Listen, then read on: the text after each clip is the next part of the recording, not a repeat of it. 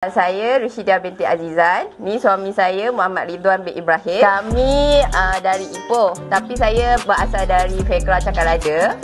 Rumah mak ayah saya berdekatan dengan sini lah.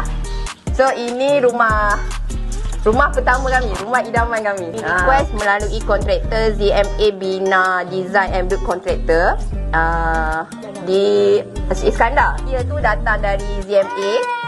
Dia dapat kontraktor ni setelah buat review. Documentation tu banyaknya memang pihak ZMA yang buat.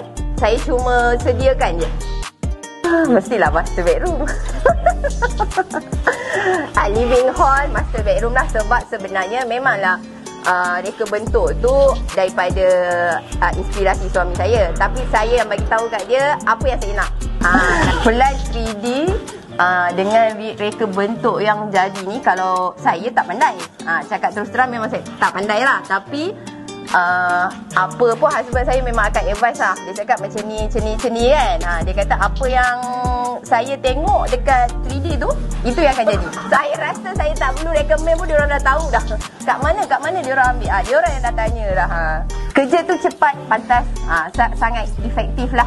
Request kita kalau macam kita cakap macam ni pun dia terus betulkan apa semua kan. Tak ada apa nak komplain, kita bagi 10 bintang.